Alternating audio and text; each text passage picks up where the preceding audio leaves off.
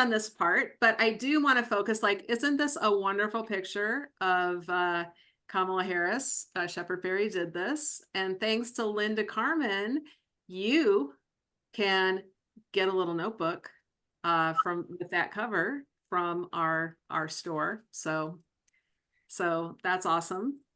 Anyway, so we're focused on flipping the House, holding the Senate, and winning the presidency, and we have a lot of fun doing it. Let me go on to the next slide.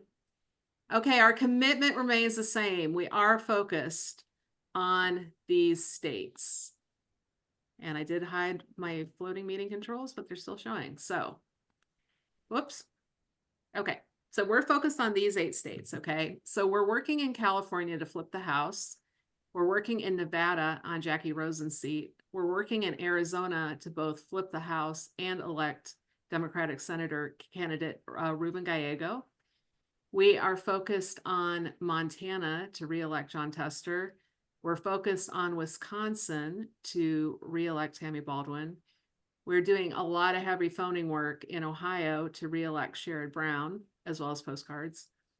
And we are focused on Pennsylvania to flip Susan Wild's seat blue. And we're also focused on New York. All of those seats that we lost in 2022, we want to get them back. And then we did add Michigan. So exciting. And we didn't add it for the phones, but Linda did it for the postcards. So that's amazing. All right. So I am going to go to our next slide, and we're going to talk about a few of our accomplishments. And I do keep hiding my floating controls, and they do keep appearing. So sorry about that. Okay. We can't see them, Molly, so don't worry. We're good. Okay, good. All right, good. Okay, so I think we need to take a bow from the first 5 bullet points on here that I'm going to go through very briefly. Number 1, we got out the vote in the primaries, and we're continuing on in the general election, and we're heavy into GOTV right now. Remember back, we won that House seat in New York 03. I know it seems like a long time now, especially as you're an organizer and we're heavy into the work, but we did win a seat back. The postcard team of Commit to Democracy wrote 1.1 million postcards. So everybody clap for the postcard team. Yay, that's amazing. We have had 101,000 phone convos with voters, and hopefully we're going to have another 40 to 60,000 before this thing is out in 3 weeks. We've trained 1,000 phone bankers on how to talk to voters and use Scale to Win. Carol will talk more about that. And we have sent 787,000 CTD funded and produced texts. Thank you to the text team. Big shout out to the text team. And the text team regularly texts from Move On and has sent 40 million texts. We've run social media campaigns in 3 of our 8 states. We're going to run some more. We're just kicking them off this week. And we had an Information Heroes team that for many months produced a lot of our social media posts. And we definitely got loud. We did what Simon Rosenberg wanted us to do, and we got loud. So that's what we've done. So again, let's focus on the goal. We've got three weeks to victory, or 21 days. And I know I'm stumbling. I'm a little bit tired, and I'm sure you're a little bit tired too, but we are going to do this. We're going to win. Okay. So now what I'd like to do is I would like to go through the 4 things we got to focus on in our next 21 days. Number 1, we're going to knock on doors. You can go to the Central Valley. You can go to Roseville. You can even knock on doors with 2 hands. Knock on a lot of doors. So there's a team of CTD going up to Roseville. And then there's a team with Gordon that's going to the Central Valley, to Modesto. And you can sign up on our website or on our Mobilize.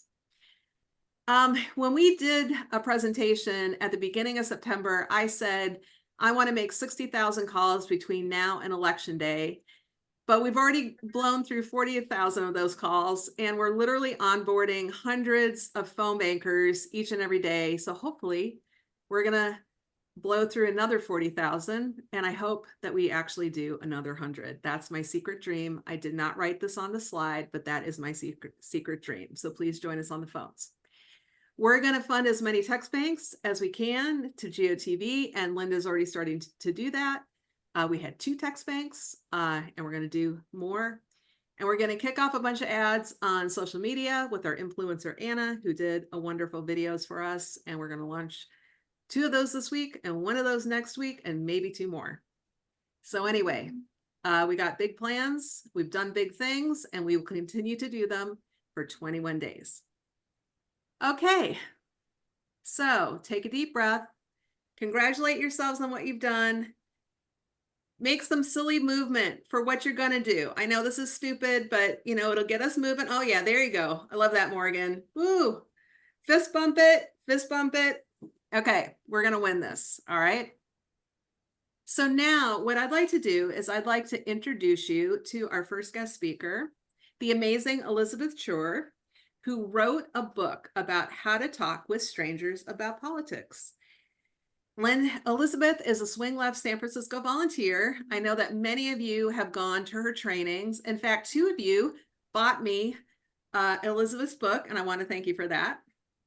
And in the 2022 midterms, she spent a month, you guys, a month in Bakersfield, canvassing and ballot curing full time. She's very, very dedicated.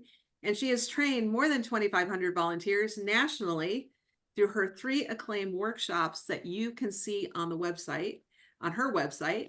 And I will drop those links into the chat in a moment.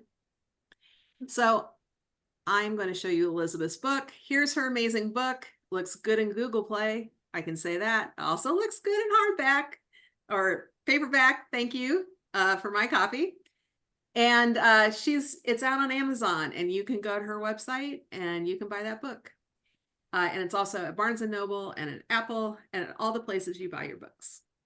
So with that, I am going to turn it over to Elizabeth Chur. Everybody, give a big shout out to Elizabeth.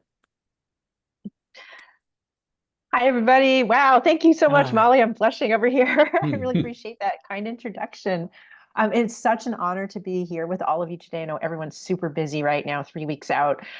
So I appreciate you spending the time to come here today. I just would love to know a little bit about who's in the audience. So I'm wondering if you could just raise your hand if you have been writing letters or postcards this cycle. If you could just raise your hand and get a sense of who's in the house here. Fantastic. Thank you. And can you raise your hand if you've ever canvassed or phone banked before? So I can get a sense. Okay, a lot of folks. All right. And then how about just one final poll? If could you raise your hand if you have not done much canvassing or phone banking, but you're willing to learn more? A few folks. Yeah, fantastic. Great. All right. Well, whatever your level of experience, I hope you'll find something useful in this presentation. And before I get into the details, if you're newer to talking directly with voters or you're trying it out for the first time, I just want to thank you for your courage and your willingness to step outside your comfort zone. In my experience, talking with voters has been one of the most rewarding and meaningful things I've ever done. And like most things that are worth doing, such as learning a new language or how to cook a new dish, I found that I get better with practice. It can take a little time to get the hang of it, and that's normal. It's okay if you start out a little bit clumsy. And it's actually great if you can start phone banking or canvassing now before GOTV weekend. That way you can get up to speed about how to use the canvassing app or how the dialer system works and how to handle the most common situations that may come up.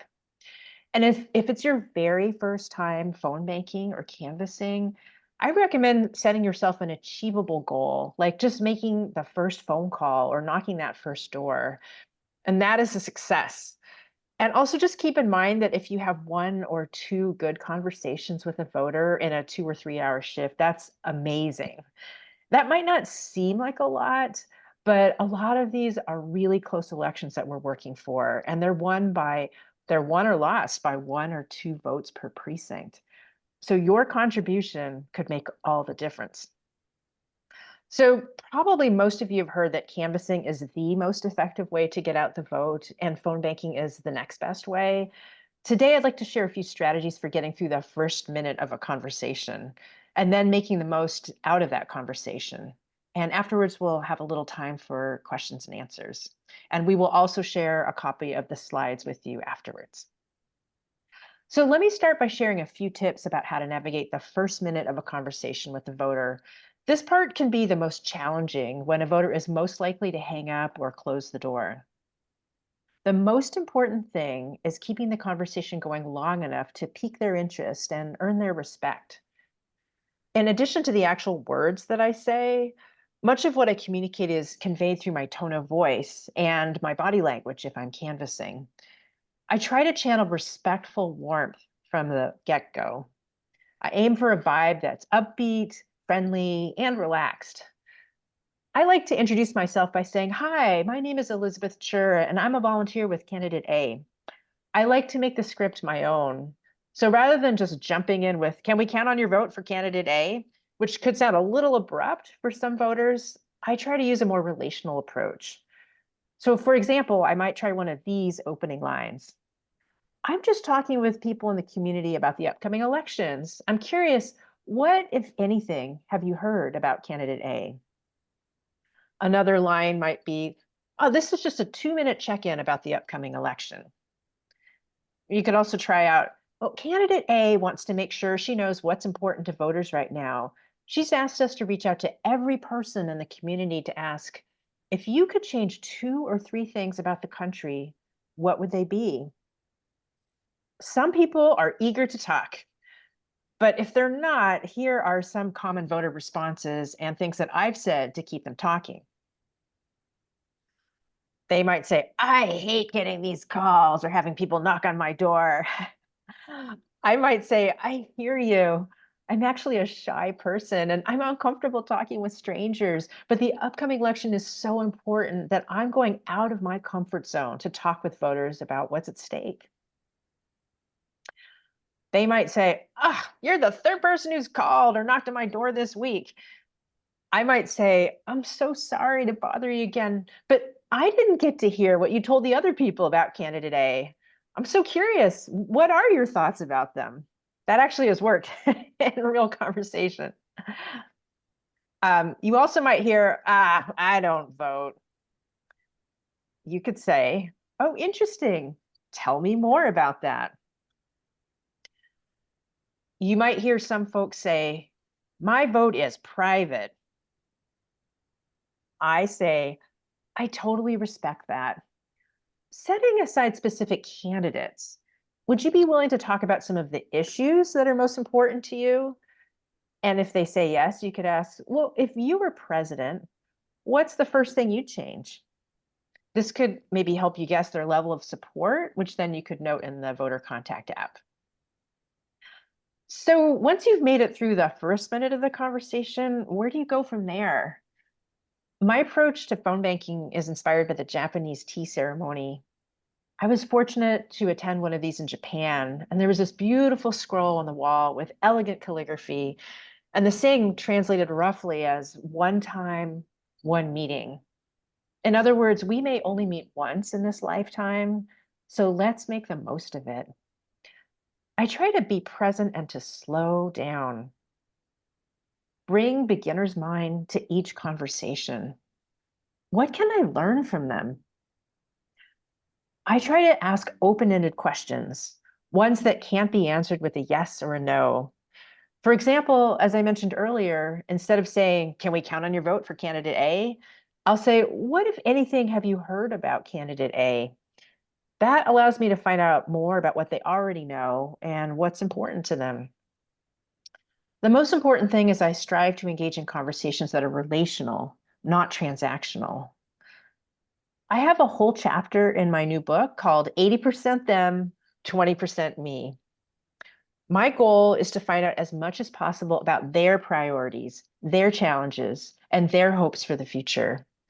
I don't start off by reading the list of talking points in the script. Instead, I ask open-ended questions to find out about their most important issues. I ask follow-up questions to learn more about why they care about those things and how this affects their lives. Then I can cherry pick 1 or 2 talking points that relate to their most important priorities. Sometimes volunteers worry about not knowing all the answers or not being an expert on the candidates' positions. And my experience is that it's much more important to be a good listener than a great talker. There is such a deep hunger to be heard and listened to, especially these days. So my approach involves 4 things. First, I ask what's most important to the voter. Second of all, I listen attentively to what they share with me. Third, I try to reflect back what I hear. And then fourth, I offer information or resources that connects what's most important to them based on what they told me with something the candidate stands for. There are 3 magic phrases that help me do this, and they can be helpful in almost any conversation. I've mentioned some of these already, but they're worth repeating because they're so handy. The first one is, if you could change 2 or 3 things about the country, what would they be? If they can't think of anything, I might ask it another way. Well, what keeps you up at night? Or even, if you were in an elevator with the president for 2 minutes, what would you tell them? This helps me find out what's most important to them. The second magic phrase is, wow, that sounds really hard. This demonstrates genuine empathy and can bring the conversation down from the head to the heart, because sometimes people are going through hard things and they might share that on a conversation, and it really helps to be able to just acknowledge that. The third magic phrase is, oh, interesting. Tell me more about that. Even if I disagree, I try to bring my non-judgmental curiosity to the conversation. Can I view the voter like an anthropologist would? The beauty of these phrases is that they're nonpartisan and they work in almost any situation with any voter. After I say any of these, I count to 10 silently in my head. Many times people feel like they have to fill the silence, and if you wait for them to say something, they'll often start talking. My suggestion to you is to try practicing these phrases in conversations with family, friends, or coworkers, and see what happens. If these aren't your style, just adapt the language to your own voice. So after I ask what's important to them and I listen to what they say, I try to reflect back what I heard. Like, it sounds like you're worried about the high price of food and housing, or it sounds like you wish college tuition were more affordable, or it sounds like you're turned off by all the negative ads you see on TV. If you've ever gone to couples counseling, you know that reflective listening doesn't necessarily mean you agree with somebody. It just shows that you're really hearing what they're saying. Being a good listener doesn't mean being silent. Conversations go a lot better when people know they have an attentive listener. So when you're canvassing, you can show your engagement through facial expressions and body language. With phone banking, you can convey this with verbal cues like, uh-huh, wow, seriously? In linguistics, this is called back channeling. And the idea is that the speaker and the listener are co-creating a narrative. The speaker uses the front channel and the listener, us, uses the back channel with these kinds of cues to indicate that they're interested, engaged, and they want to hear more. You can also convey warmth and empathy by smiling, exaggerating your facial expressions, nodding in agreement, and talking with your hands. It might seem kind of corny since they can't see you over the phone, but our body language and our words are bundled together as a package. And if you smile, they can hear it over the phone. If appropriate, you can share a laugh with a voter, you can make a joke or laugh at one of theirs. Sharing humor can very quickly create a sense of connection and bonding. Sometimes I tell people, I hope we can earn your vote for Democrats, not just for president and senator, but all the way down to state and local races too, like even the city dog catcher. These are all conversational levers and dials that you can play with. Just experiment and see if any of them work for you. Also, no matter how skillfully you navigate a conversation, sometimes people will still hang up on you or they won't want to talk. It's okay. Somebody once told me, if you're not hearing no at least half the time, maybe you're not asking the right questions. We're calling for close elections that aren't slam dunks, where conversations like yours can make all the difference between winning and losing. I have a lot more tips and strategies in my new book, The Joy of Talking Politics with Strangers: How to Save Democracy One Conversation at a Time. You can read an excerpt on my website, elizabethschur.com, where you can also buy the book and sign up for my free Substack newsletter. And I think somebody will drop a link in the chat. My website also has links to free videos of longer trainings I've done, including phone bank training for introverts and friends, You and the 34%, how to have meaningful conversations with high potential voters, AKA people who rarely or never vote, and also Spanish for activists. So now I'm going to turn it back over to Charlie for some Q&A. Thank you so much, Elizabeth. Please, folks, put your questions in the chat if you have questions for Elizabeth, but I have one. I'm an avid phone banker, and sometimes I notice that if I'm actually engaged in a good conversation with somebody, it seems as though I've done the listening, and then I'm trying to insert the points that I'm trying to make, and then they cut me off. How do I know when to insert the opposing point of view that I'm trying to communicate? So when you say opposing, are you saying, are they someone that's skeptical about your candidate? Yes. Yes. So tell me more about that. How, so if they, let's say, for example, are you talking to like Trump supporters, or who are you? Yes. Is Trump that supporters. mostly Trump Trump supporters? supporters. And the other day I had someone who said, well, I don't really do that, political thing. And I said, well, can I tell you some about our candidate? And I started to give a few points, and then they cut me off. Or actual Trump supporters do the same, where you're actually giving them a valid point and they cut you off. Okay, so for the first person, it sounds like they don't usually vote or they don't get involved in politics. Is that right? When they say, I don't do that? Yes. So I think for me, instead of saying, let me tell you about the candidate, I would say, tell me more about that. Or I might say, oh, I understand maybe politics turns you off. But if you were in charge of the country, what 2 or 3 things would you change? So we try to edge it away from politics, which might feel kind of icky and toxic to some people, but most people have some ideas about how things could be better. And if there's some way to try to engage that separates it from the candidates for the moment, but really centers them as the superhero of the story, that they have some valid ideas, some good vision for maybe how the country could be better, I would get them talking about that. And that creates a rapport. So you're not trying to sell them something, you're trying to find out from them what's important. And often people are really flattered that you want to know, that you care enough, and you're not just there to kind of push your candidate. We'll get to that later, you know what I mean? But I actually have found that when I like to get as much information as possible, because I'm not just like killing time until I get to talk again.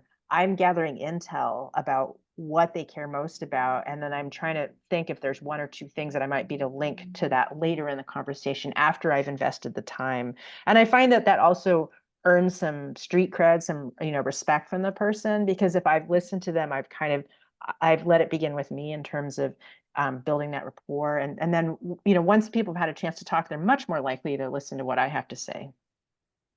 Thank you. And if it's a Trump supporter? Well, how do you, so can we role play for a second? Yes. So, sure. you tell me, oh, I love Trump or whatever, and I might say, well, Harris, she's just worthless. Oh, tell me more about that. Okay. Harris, the Democrats are responsible for $25 trillion in our debt. Well, if you were running the country, how would you turn it in a better direction? Oh, I'd elect a Republican. No, sorry. Okay. Well, sometimes you're just not going to get traction. But what I might do, if they're a hardcore Trumper, I might just say, oh, it sounds like he's your guy, or you really are on board with him. I'm curious, do you usually just vote a straight party line, like all the way down, or are you kind of more independent? Because some people take really deep pride in, like, I don't go by the party, I go by the person. So we might be able to peel away some votes, like, okay, we don't get their vote for top of the ticket, but how about senator? How about the Congress? How about the state legislature? And I think those votes are worth fighting for as well, or earning as well, even if we can't get their vote for Kamala Harris. Thank you very much. Very valuable. Somebody has a question. What do you say to phone bankers who say no one picks up and I'm just leaving messages?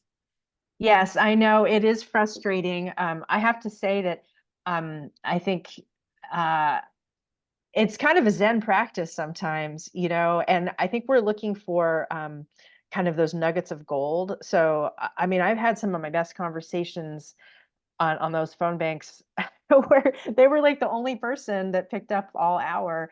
But I feel like on the other hand, if someone actually does pick up, the one person that picks up, I'm like, oh, let's stay in this conversation. I had an incredible conversation with somebody in Dallas in 2020, and he was, I had to manually dial those calls because it was for state legislature, and they don't have a lot of money for um, those campaigns. But we ended up having a 20-minute conversation, and he wasn't interested in voting. He was 30. He said everything's fine. I wouldn't change anything. Everything's good. My family, my friends, all good. I'm like, okay. But I do try to at least offer them something by the end. So, and I asked him why he wasn't voting, and I wasn't getting traction. But by the end, I just said, well, thank you so much for your time. And I'm wondering, could I just send you a link to request your ballot by mail? Because during the pandemic, they were letting people in Dallas vote by mail. And then it might make it easier if you changed your mind. And if you got your ballot, you didn't want to vote, you could just throw it away, but at least you'd have the option. He's like, yeah, sure. So I wrote down his phone number and I sent it to him. And I said, would it be okay to just check in with you in a few weeks to see, if you have any questions or what you think? He's like, sure. So I called him back on election day in November 2020. And I said, hey, this is Elizabeth. We talked. He's like, oh yeah, I remember you. And he said, I was just calling to see if you decided to get your absentee ballot. He's like, I did it. And I said, what do you mean? You got your absentee ballot? He said, I voted. I'm like, what? And he said, yeah, like, a couple weeks ago, I had nothing better to do. So Trump was saying crazy things about Mexicans, and I decided I need to do something. So I told my friend, let's go do this. And so he had brought his friend. They both voted for the first time. And I asked him, well, what happened? Because the last time we talked, you were not interested in voting at all. And he said, honestly, our conversation got me thinking. And I said, well, what about it? And he said the fact that it went on for so long, and that you didn't try to change my mind, but you just listened and asked questions. And to me, that was the biggest sort of validation that even though we may not know all of what's going on, it might be that only voter that I talked to that whole shift, but that was one and potentially two more votes in our column.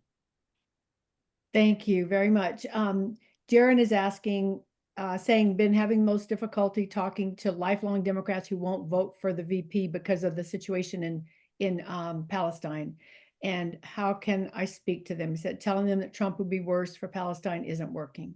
Yeah, I think that's a tricky situation. I would really double down on empathy and listening and asking, tell me more.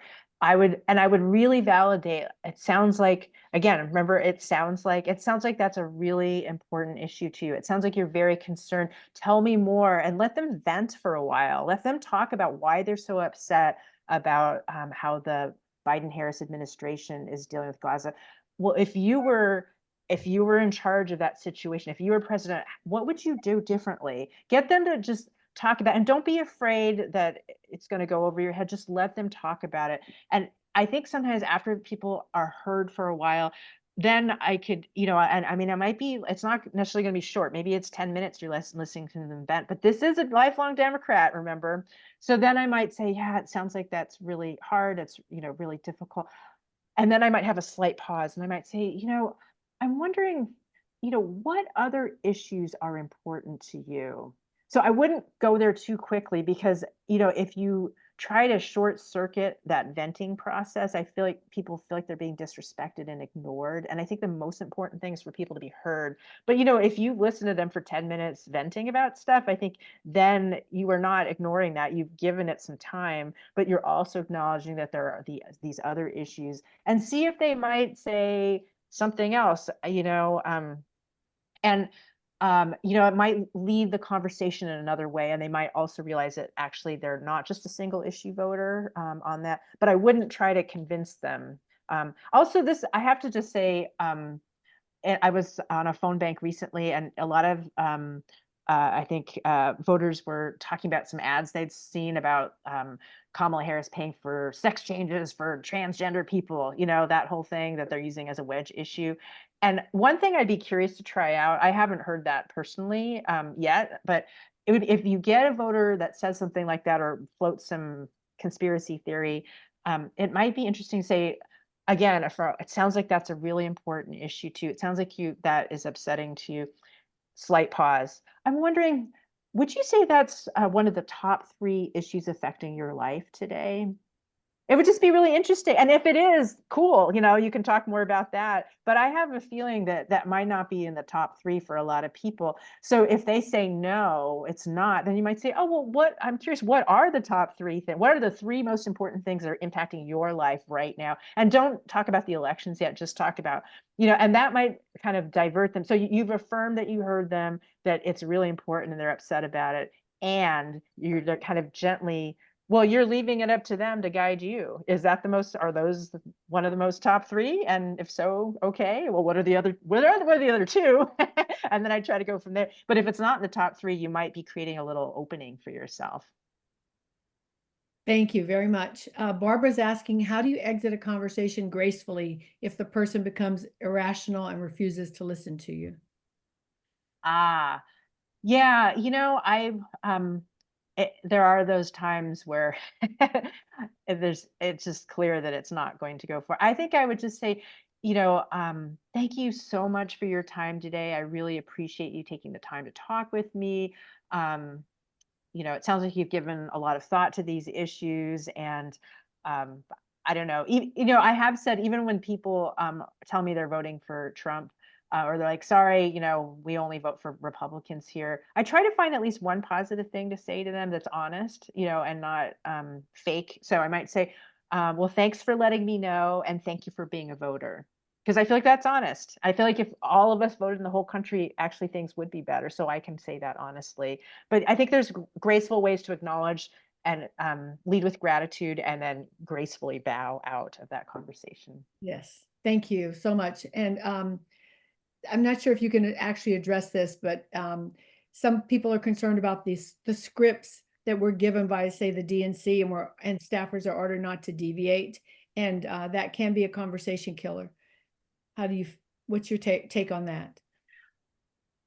Well, I think it's important to respect what these scripts are trying to accomplish. So if we want to do voter ID, we want to figure out if they're Republican, Independent, Democrat, that's important. If we want to find out if they've received their absentee ballot, that's important.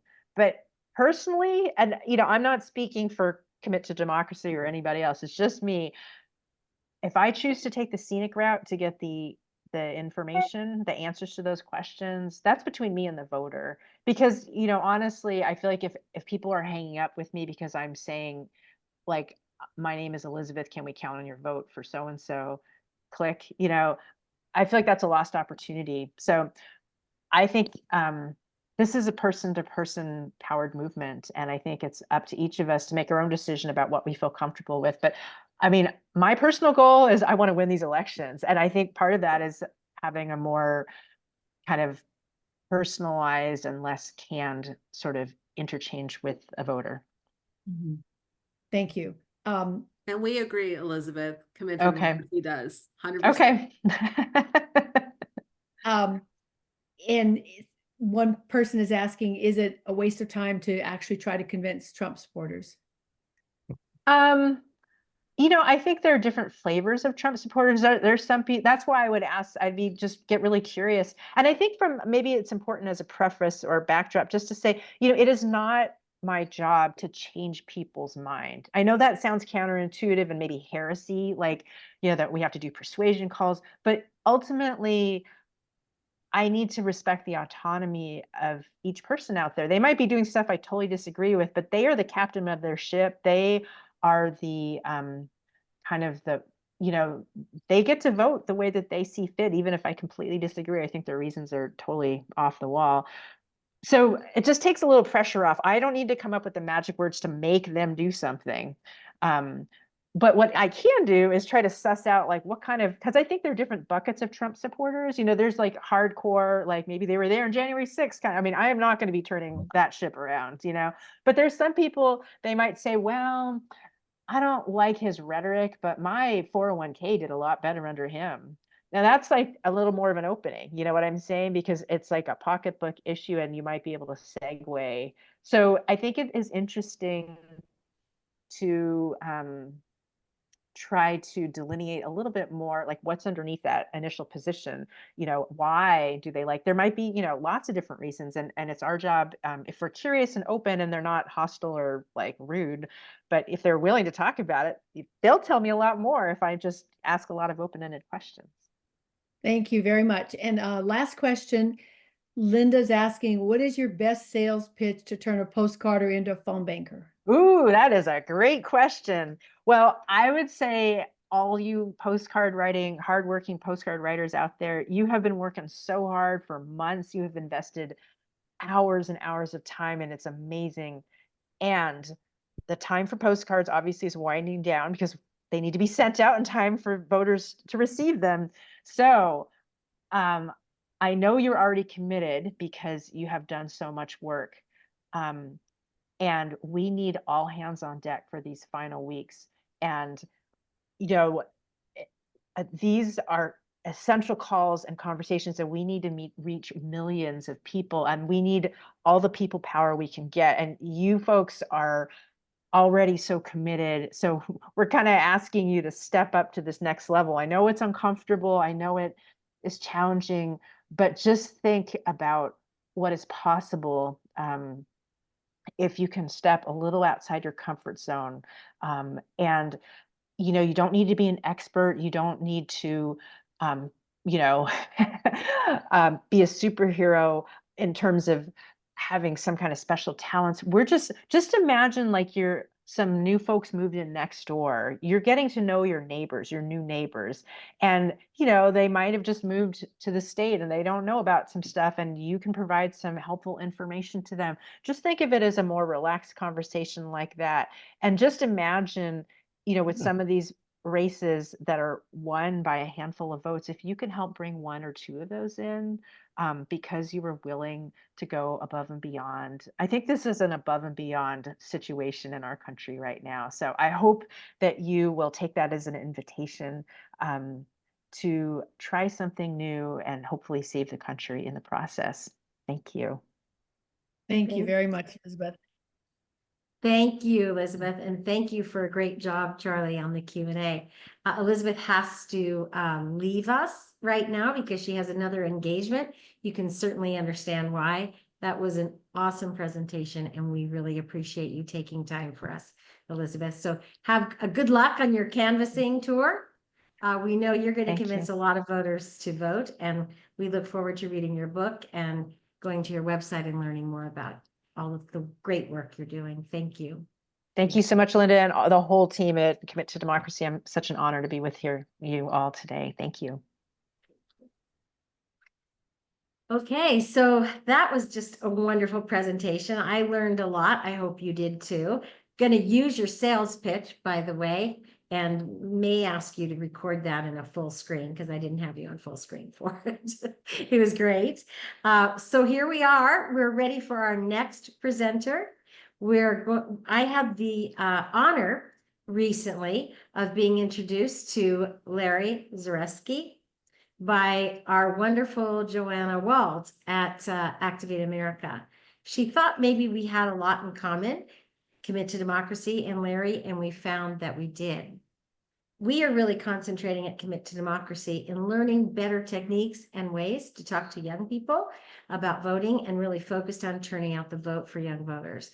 Well, Larry is the founder of an executive director for an organization called Grandparents for Democracy. Lots of us are grandparents here, so we really love that title. That's great. Larry is a retired attorney who has and a screenwriter and independent filmmaker. He also, I didn't know this is something I learned about you. I want to read this book. Author of Divorce Simply Stated, an award-winning Amazon bestseller. That's awesome. But how we found out about Larry, besides the fact that he does a lot of music development, which I didn't know as well, he creates short films. And he created this incredible short film that when I watched it, I told him I literally sobbed through the entire film. It is 14 minutes, so we're not going to hear it today, but it focuses on the conversation. And we've been talking a lot about this at Commit to Democracy. How do you talk to young people about politics? Now, this is specifically on voting, and it is specifically targeted to Gen Z. But I think you'll agree, we're going to watch the teaser right now, and then I'm going to turn it over to Larry, who's going to elaborate more on how to open the conversation and actually complete one that works. I know we've all had a lot of conversations with young people that didn't go so well. So I'm going to do the teaser and then hand it over to Larry for his talk with you.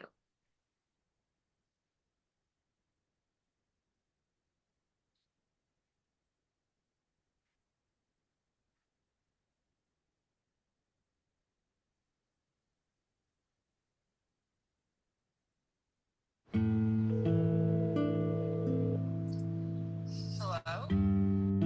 There's something I would really like to talk to you about. Can I ask you something? Oh, no. Is this about registering to vote? I already told Dad. I can't miss classes standing in line to register. I mean, Graham, you should see what's going on social media. It's like impossible to tell what's real and what isn't. What is this? Every time you vote, you honor somebody who sacrificed so that you can. Can I please do this tomorrow, Graham? No, you cannot do this tomorrow. Why is this so important to you? Voting keeps democracy alive, and democracy is what keeps us free. It's really very simple.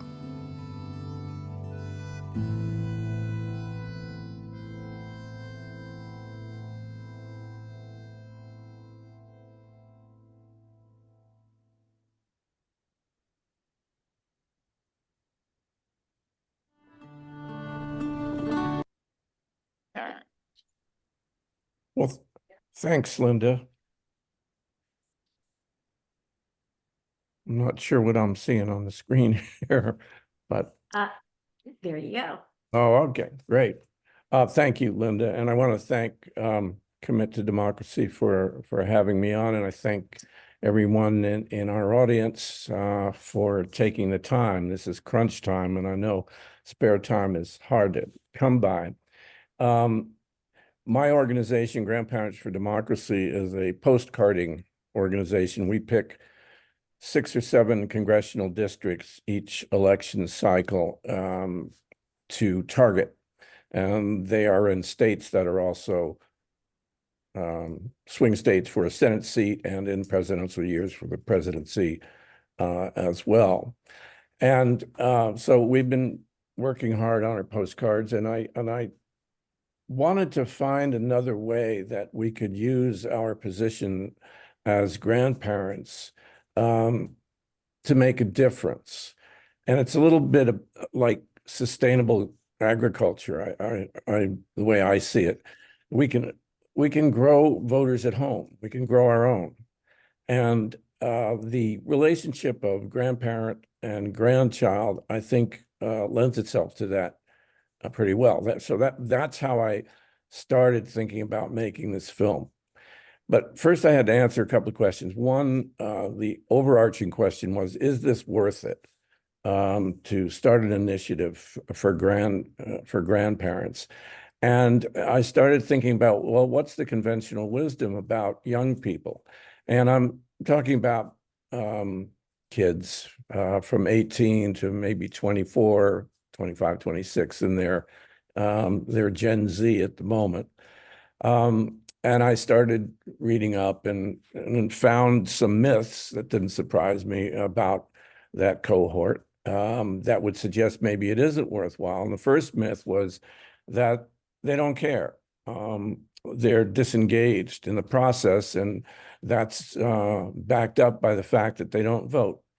Well, there's a great organization at Tufts University called The Circle that researches young people's civic engagement, their voting habits, their attitudes, that kind of thing. And their answer to that was not so, that young people are, in fact, really engaged and do care very much about issues like climate change, civil rights, reproductive rights. The problem is there's a disconnect. They don't see the voting process as a vehicle for them to make any progress. And so we addressed this in the film, and I'll talk about that in a minute. But the other question I had going in was, all right, let's assume that the kids are persuadable, that they can be motivated. Are we going to be able to do it as grandparents? And so that's a lot of what went into the film, which essentially shows a conversation between grandma and granddaughter, and how it can go. And I've been talking about this film since we made it, which was only last month. We were slow off the mark, and we actually filmed this, made this film in a single day. And I'm still not sure how we were able to do that, but we did it because we're up against deadlines and an election day. And I am convinced that grandparents can do it, and I hope you will take a look at the entire film. It's a 14-minute film. It's available for free without any passwords or any of that stuff at conversationfilm.org. And anybody can watch it, and we hope you do. Getting back to the research on the myths, Tufts took a look at this piece of conventional wisdom that kids are apathetic. And what they found that quite the contrary, kids are increasingly involved in civics. And they asked their control group a few questions, and I'm going to mention a couple of them. They compared kids in 2018 to the group in 2020. And the first question was, have you tried to convince another youth to vote? And in 2018, fully a third of the young people said they had. And in 2020, that jumped to 50%, which to me, I'm no mathematician, but that's a big jump. They asked them if they had attended a march or demonstration. In 2018, it was 16%. In 2020, it was 27%. And this one I thought was interesting. They asked them whether they had helped others register to vote. And in 2018, 11% said they had. In 2020, 25% said that they had helped other people to vote. So I think we can conclude from that, as the Circle does, that this business about young people being apathetic just isn't true. A second myth is that youth voting has been low for decades.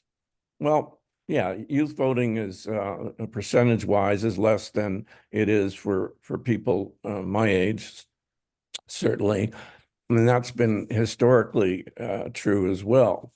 However, the youth voting is on the rise. And again, I'm looking at this research from the Circle, and I'll just read you a little excerpt.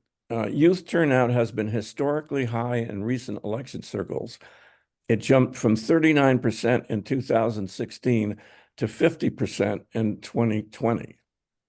And on the off years, 13% in 2014 to 28% in 2018. In 2022, Gen Z youth had a higher turnout rate than any previous generation in the first midterm election, in which it made up the entirety of the 18 to 24 age group. So in other words, when it was just Gen Z in this control group, they had a higher turnout rate than any generation. and that the same was true in the 2020 presidential election. So again, that bodes well for us trying to engage young people.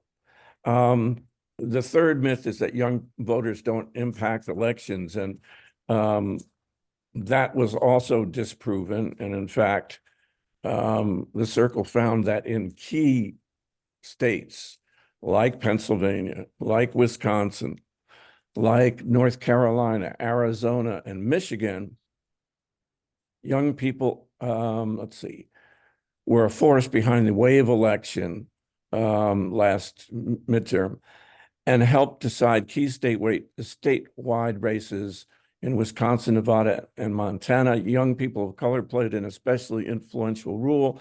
The same was true in 2020 in states like Arizona, Georgia, Pennsylvania, and Michigan.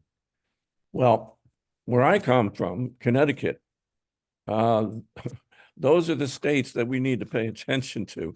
And I'm sure, your perspective is the same. So I think the answer is yes, it's worth it. Young people want to be engaged. They do care. And so what do? What's the most effective way for us to deal with them? Well, there isn't rocket science here. It involves engaging the young person in a way that will provide some information. And I'm looking at the barriers to voting that's up there. Let me just step back for a second. These are reasons, what you see on your screen, these are the reasons that young people gave as barriers to vote. These are reasons they found it difficult or prohibitive to vote. Starting with need to rearrange their work or school schedule, didn't know where to vote, needed help with questions about candidates, ballots, and polls. And then I link that to the other 26% that need help discerning truth against fake news. All four of those are covered in our film. And, you might think, well, listen, you can rearrange a few classes. Kids don't go to all their classes in college anyway, come on. But we can't discredit what they say. We really have to talk to them where they are. If those are problems that they see, then we've got to provide some remedy. And so that's what we did. I started to say, initially, the film deals with grandma engaging her granddaughter, Ava. I'm not going to do the Marco Rubio thing where he grabs for the water. All right. The important thing to remember here, I think, is that they are subject to this barrage of social media that we never had. And we know that, but I mean, it's worse than most of, I think, my generation knows. They're over on Facebook and they're over getting hammered on X, and so it causes confusion. And so one thing a grandparent can do once she has heard what the problems, the concerns are, is say, well, I can help you with that. And that's exactly what the grandmother in the film does. She says, well, if you're confused by what you're seeing on social media, maybe get off social media. And she goes on to say, the truth is out there. It's just a little bit harder to get to it. And then says, but I can help you with that. And what grandma does is sends her granddaughter, or tells her she's going to send her an email of non-controversial, non-partisan sources of news, such as the nightly news. She tells her granddaughter's name is Ava. So she tells Ava, try looking at the news outside this country, try BBC, or a news service that's international, like Reuters or even the AP.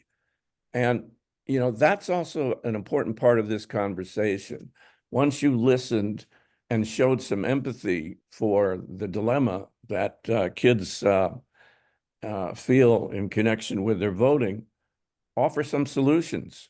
And then things begin to turn.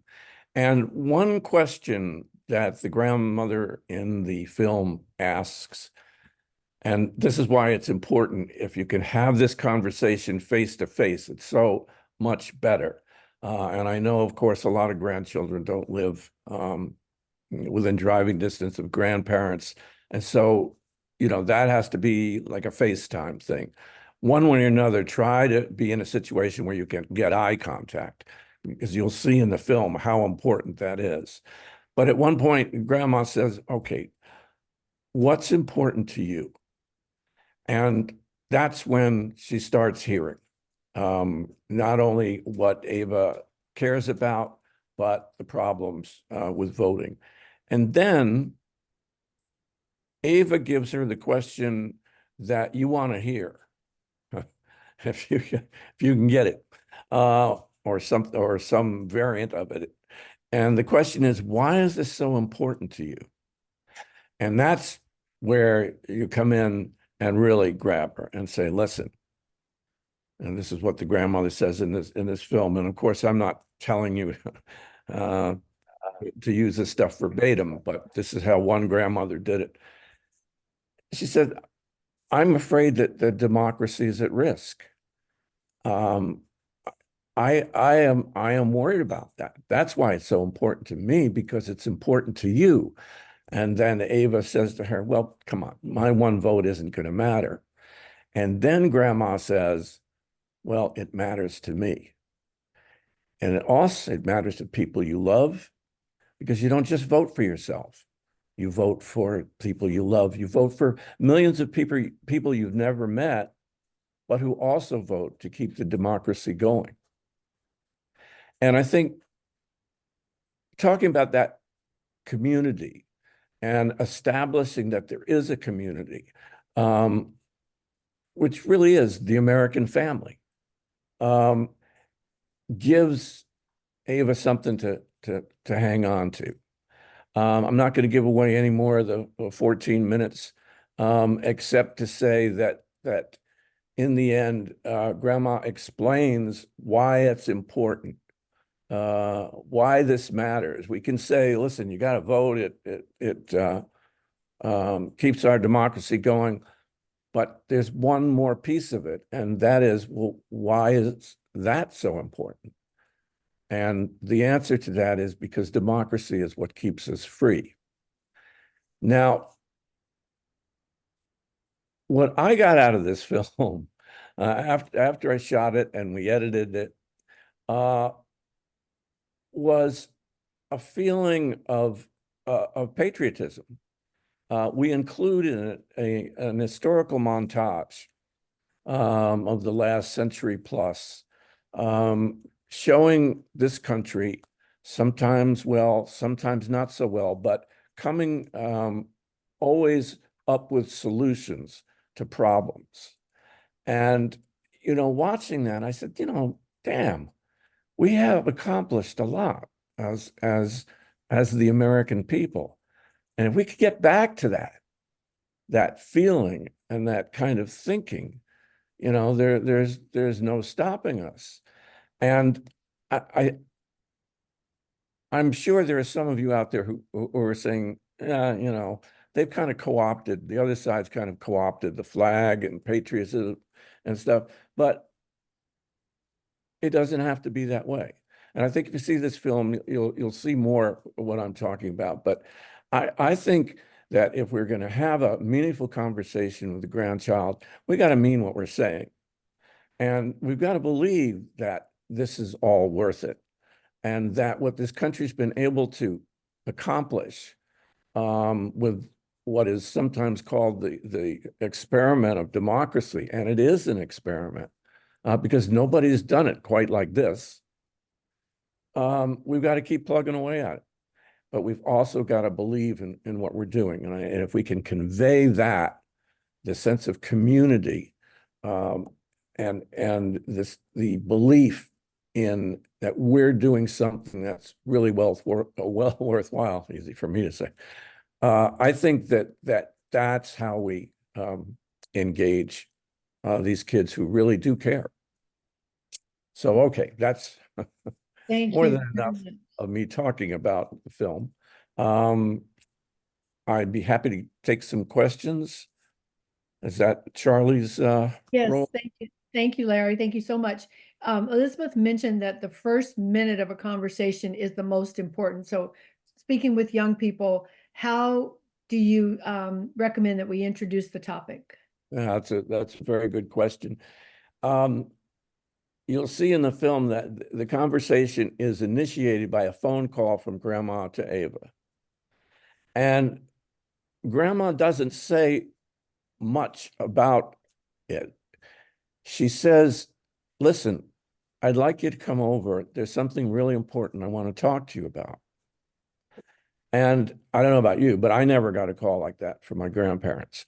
I think that's something that makes a young person sit up and take notice. It's not like dad coming downstairs and saying, hey, I want you to fill up the car with gas. I want you to take the cleaning in. I want you to clean your room, and I want you to go register to vote. This is a one-off. And the trick to that initial phone conversation is to make sure that it's not the only conversation. So even if your grandchild is not within driving distance, if you can set up a FaceTime call, they know, even if you don't know how to do it, they know how to do it. And say, look, I'll tell you more, but let's pick a time when we both have a little time to talk, because this is really important to me. And I think that's the hook, it has a little bit of mystery to it. And I would be curious, even me as a 19-year-old, kind of clueless kid, my grandparent called and said that I would want to know. I'd be curious, if nothing else, what they wanted to talk to me about. Thank you very much. Tamara is asking how to convince Gen Z not to vote third party to send a message that they don't like how the administration's handled the Gaza situation. Yeah, that's a little bit outside this, but again, when you inject the idea of protecting our country, our republic is under attack. And, we're not going to be able to do anything if the country falls apart, if our government is taken over or just crumbles. And so, you kind of have to go to listen, let's right the ship. Let's steady the ship, and then we can deal with these issues.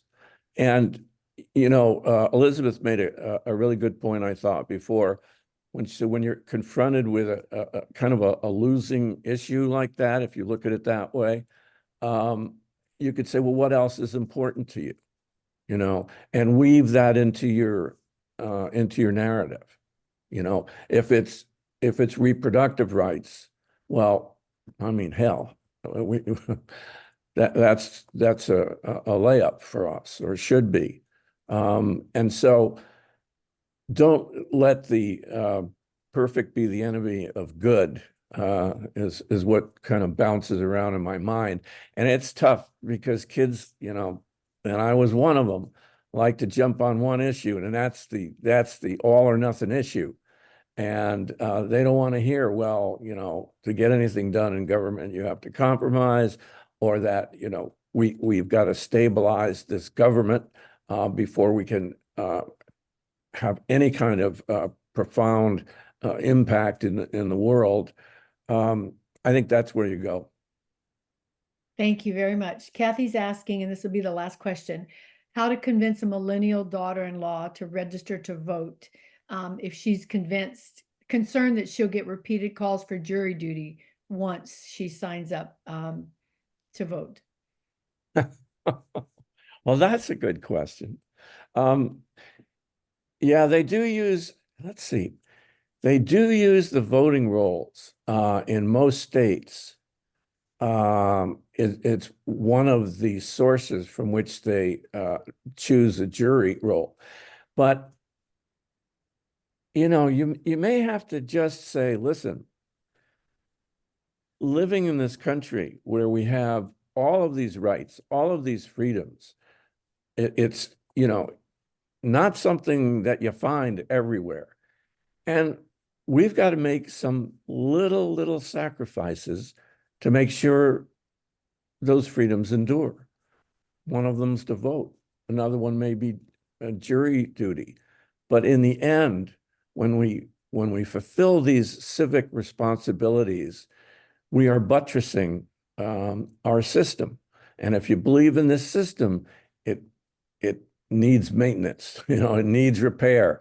It's a wall that, you know, has little holes in it. It needs repair. We got to constantly do the little things that buttress this edifice. Thank you so much. Thank you Thank you. for your responses. And Molly? Yes, so I want to thank Larry so much. We loved your movie. I'm going to let Linda Carmen say a few words and closing words, and then I'm going to turn it over to our next speaker who's going to do a phone bank demo. So you're going to want to stay tuned for that, especially all you postcarders. So Linda? Well, thank you, Larry. I hope every single person will go to watch the full movie at Conversation, what's it called? Theconversation.org. Conversationfilm.org. Conversation Film, sorry, Larry, .org. We'll also be sending out the links, and all the links for what Larry spoke about, what Elizabeth Chur spoke about. We also will be recording, and we are recording actually, this particular town hall. So you will be able to watch these presentations too if you want to send to family and friends, or you want to also go back to some of the amazing wise words that were said. So that will be in our YouTube channel within the next 5 days. So Larry, thank you so much. We wish you all the best in the work that you're continuing to do for our democracy and our country. And we thank you from the bottom of our hearts. Thank you so much. Thank you. Okay, so without further ado, we've got a special treat for you. And let me share my slide deck again. Okay, so don't you just love this picture? I'm going to start off there. There's Carol, there's me, there's our team trainer, Jaya, and there's Brad, who many texters know is one of our text trainers. And we have a really good time on Saturdays in a multi-generational phone bank with young kids, with kids that haven't even turned 18 yet, calling to get out the vote.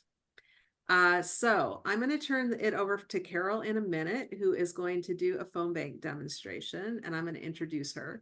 But first, we thought it would be great just to talk a little bit about how CTD's phone bank program and what our secret sauce is. So number one, we have amazing training and support.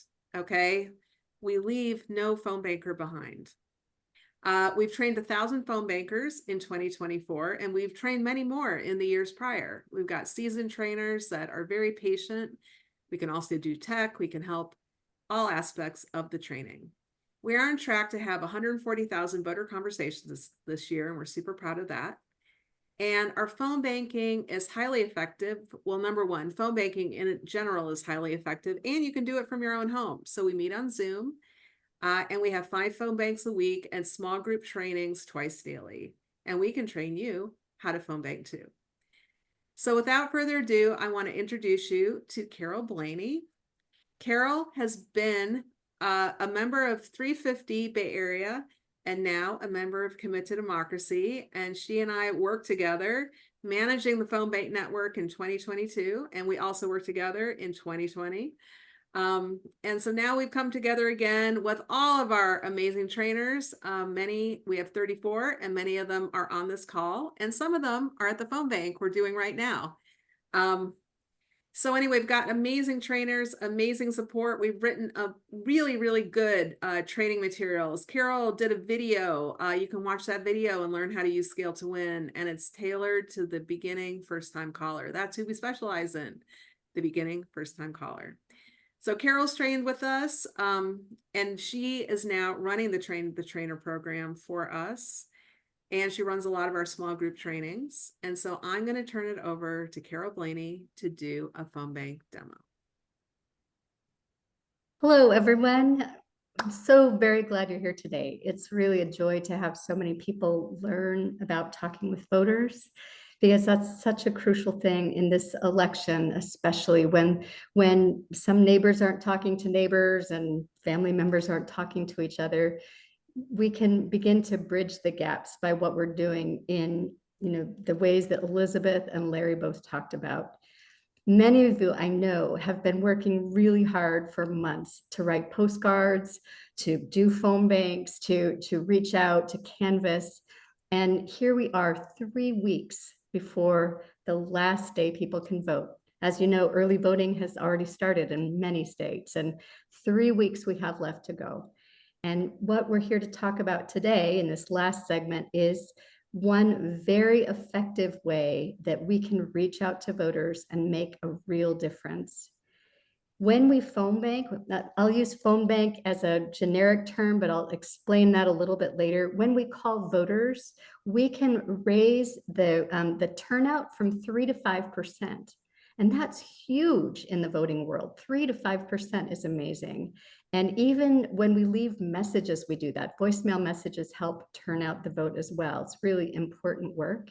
And as Molly mentioned, you can do it from the comfort of your own home, which is fabulous. You can get up in the morning in your pajamas, have your cup of coffee, and call voters and make a real difference.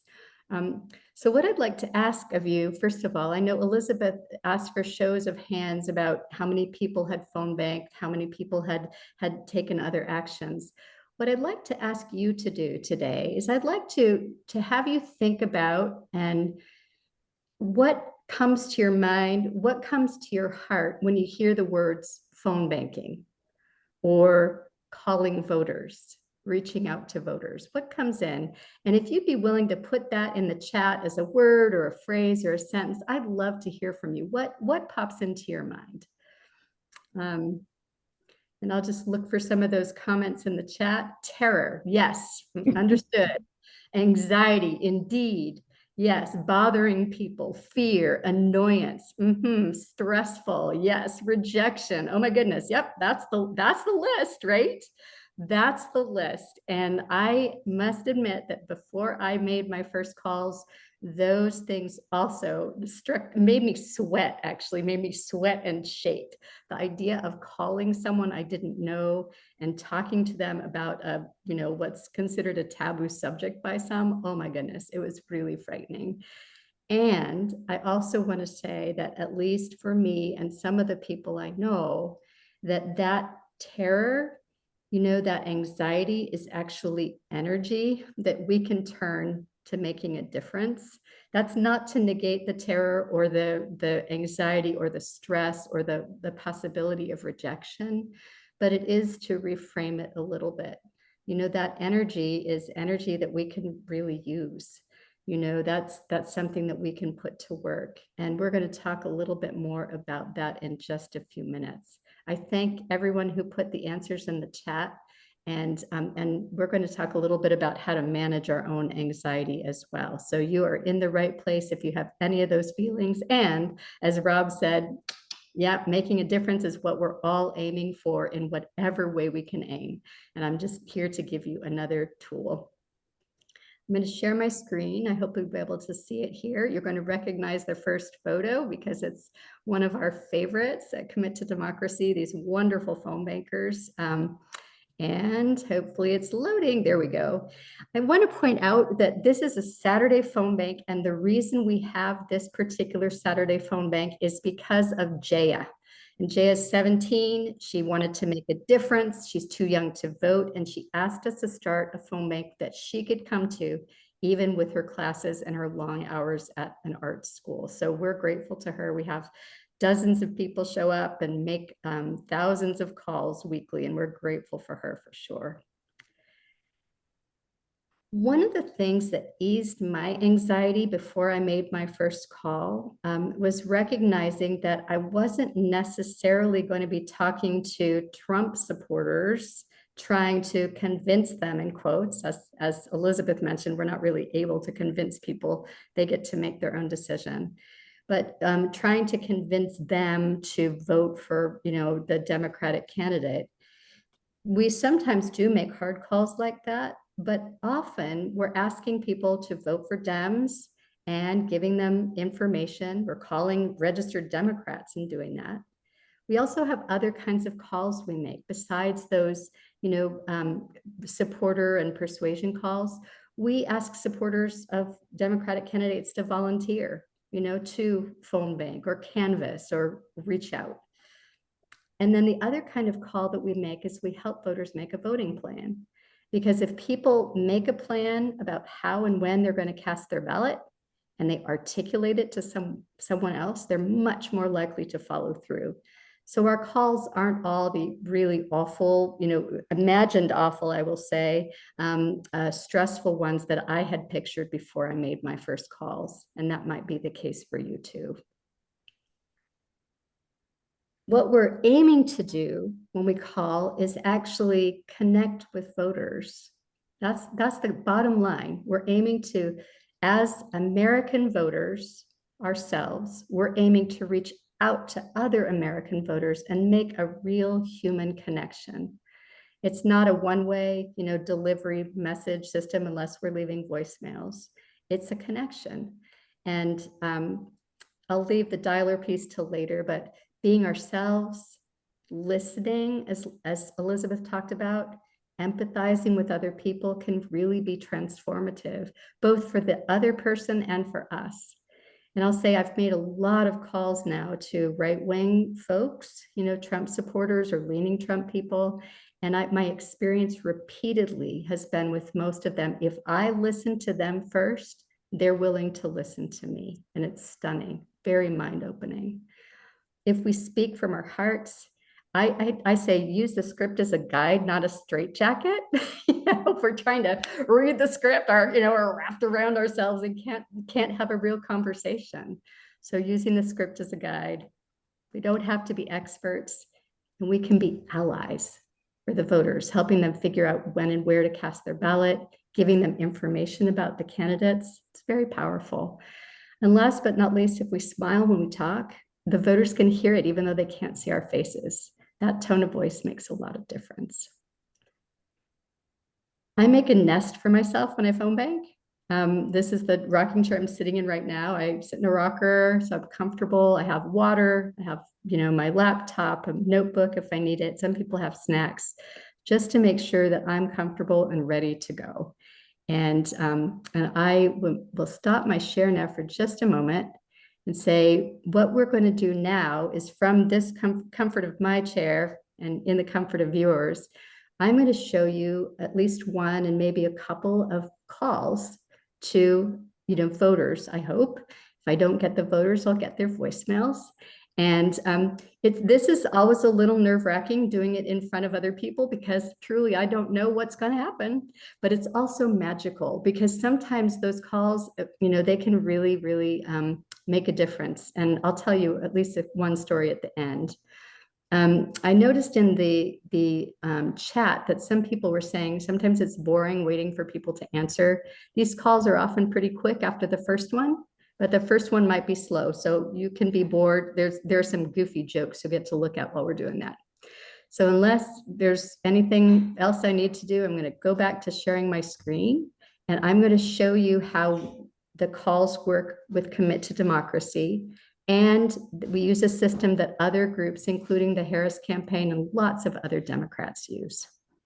So here we go. I'm going to share here. All right.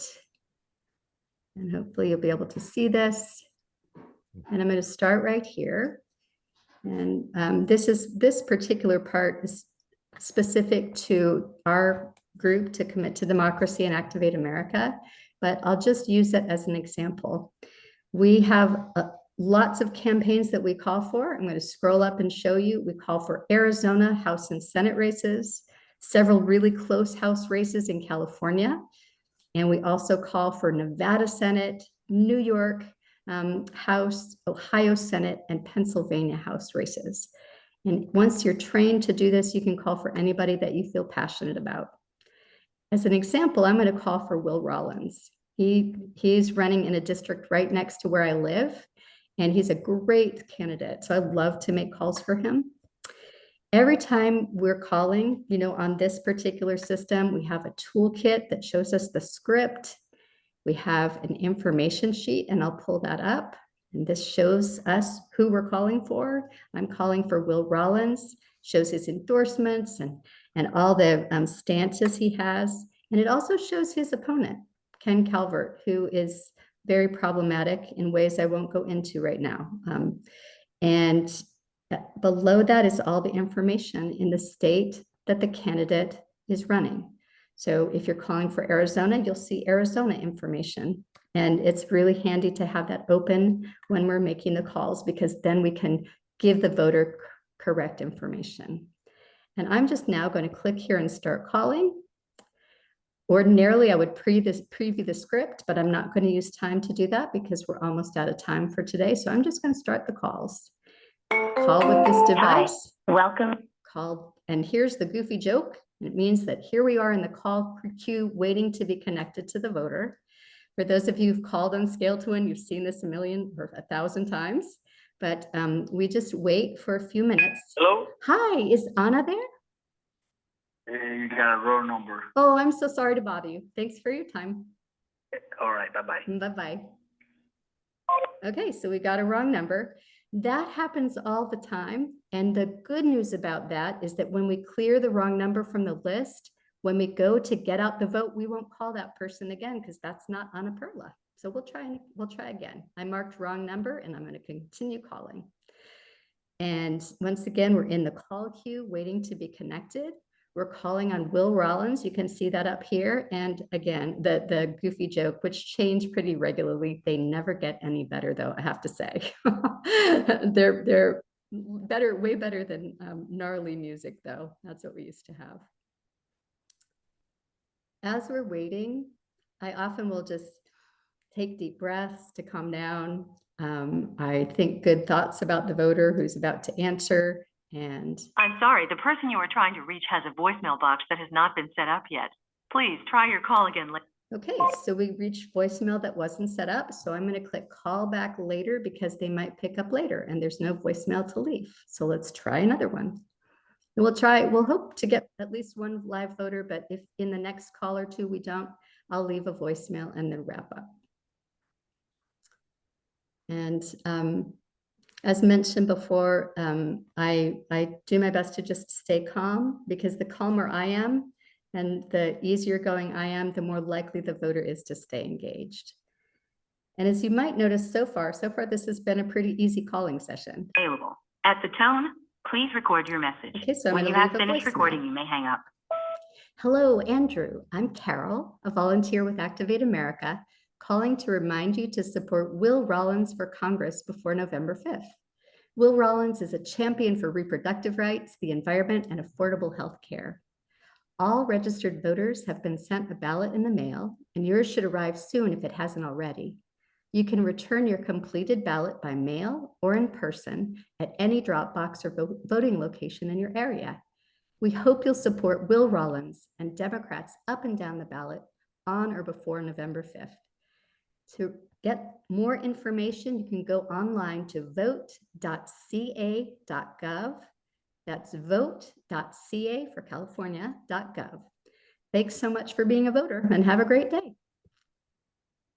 All right, so I click end call to hang up because I don't use my phone at all. I'm using the computer here. Then I'm going to click submit, and then I'm going to click end session. I'll stop my share and say, that is all there is to it.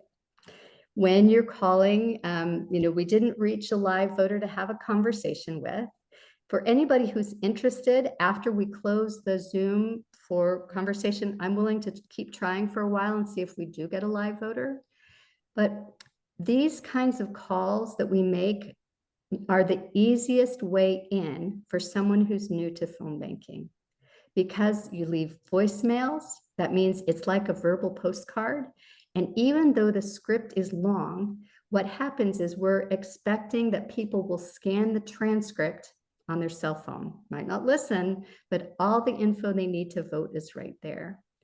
And that's an easy way in if you're making calls. Once you get your feet, solidly under, it might be worth a try to make a more challenging call. And I'll just mention one of those kind in hopes that it might inspire you. I called a woman who's identified as a Trump voter, and I asked her to tell me about which issues were most concerning to her. She said, immigration and the economy. And I asked her to go more deeply about the economy. What about the economy was bothersome? Are you having trouble? She said, no, I'm not having any trouble. But so many people I know are having trouble. They can't afford, they can't afford gas. They're working 2 jobs to pay for gas and childcare. They don't have enough money. And it seems so much better under Trump. So I empathized with her and listened and said, she told me a little bit more.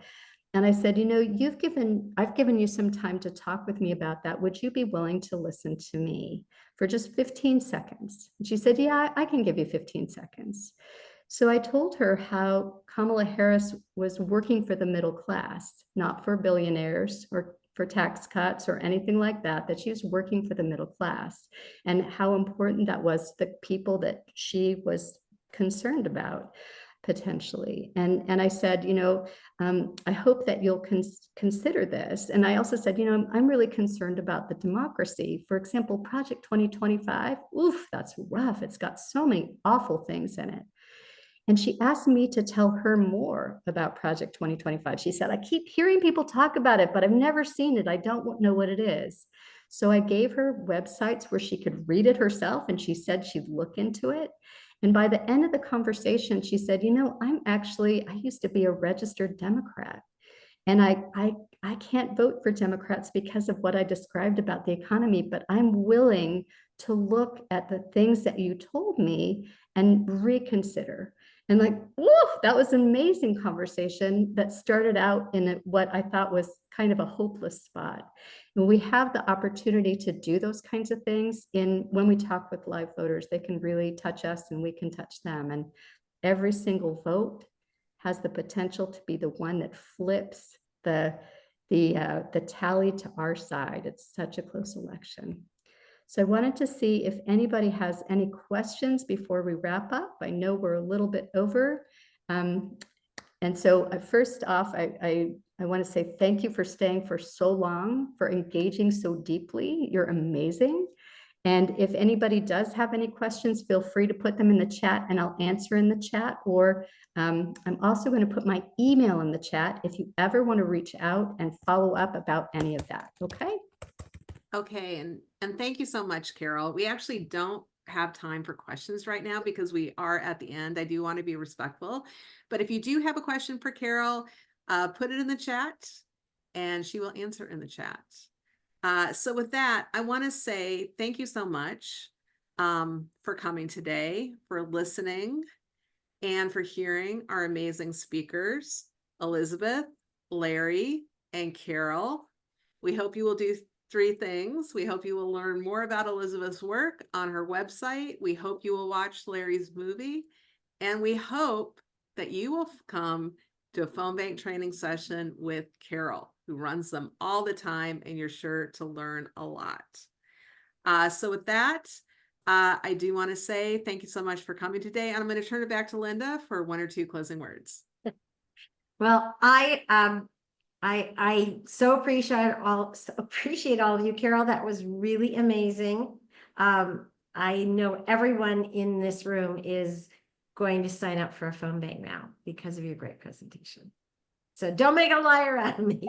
Go to committodemocracy.com and sign up today. Just for I know there's a lot of people on the call that are postcarders. I really want to implore you. It's not time to give up. It's time to just go on to the next phase of our work together. So get your postcards written that you still have in your home, mail them by October 21st, which is the last day to mail. And then I believe it's on October 21st, we have our first special event I'm even almost sure, I'm almost 99.9% sure that Carol Blaney is going to be our host for that special event. And that will be phone banking for postcarders. It's going to be fun. We're going to do some really special and fun things besides phone banking in there. So it's a do not miss. So appreciate you all. Have a wonderful evening. Thank you to Larry. Elizabeth's not with us anymore. This was fantastic town hall, and we're grateful to all of you who presented and who came to make it that way. Have a great evening. Thank you. Thanks, everyone.